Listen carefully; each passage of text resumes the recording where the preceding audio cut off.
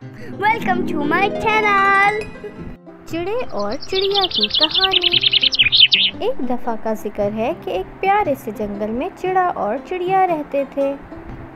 चिड़ा और चिड़िया अपने खूबसूरत से घर में हंसी खुशी रहते थे। एक दिन उन्होंने सोचा, क्यों ना आज हम खिचड़ी पकाएं। खिचड़ी बनाने के लिए चिड़ा लाया चावल का दाना, चिड़िया लाई दाल का दाना और दोनों ने मिलकर गर्मा गर्म खिचड़ी तैयार कर ली। चिड़े ने कहा, बी चिड़िया, मैं बाज़ार से दही लेकर आता हूँ, तुम मेरा इंतज़ार करना। ये कहकर चिड़ा बाज़ार चला गया।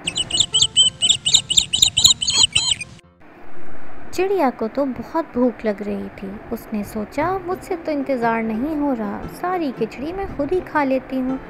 उसने सारी खिचड़ी ख़त्म कर ली।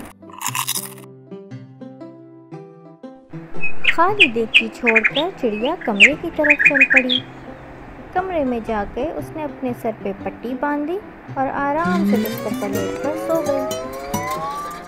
थोड़ी ही देर में चिड़ा घर वापस आ गया। उसने दरवाजे पर दस्तक दी, लेकिन कोई जवाब नहीं आया। दरवाज़ा खुद ब खुद खुल गया। चिड़ा अंदर चला गया। चिड़े ने कहा, बी चिड़िया, उठ जाओ, मिलकर खिचड़ी खाते हैं। चिड़िया ने कहा, तुम ही खा लो, मुझे तो नींद आ रही है। ये सुनकर चिड़ा किचन में चला गया। वहाँ जाकर देखा तो देगची बिल्कुल खाली थी। चिड़े ने चिड़िया से कहा, चिड़िया, देगची बिल्कुल खाली है, खिचड़ी किसने खा ली? चिड़िया ये सुनकर उठकर बैठ गई और बोली, मुझे क्या पता, तुम ही ने खाई होगी। चिड़िया भी मुसलसल झूठ बोलती रही कि उसने भी खिचड़ी नहीं खाई। चिड़े ने कहा, चलो एक काम करते हैं, हम दोनों झूला झूलते हैं। जो सच कह रहा होगा वो उड़ जाएगा और जिसने झूठ बोला वो कुएं में गिर जाएगा। सबसे पहले चिड़े ने झूला झूला और झूला नहीं टूटा, क्योंकि चिड़ा सच बोल रहा था।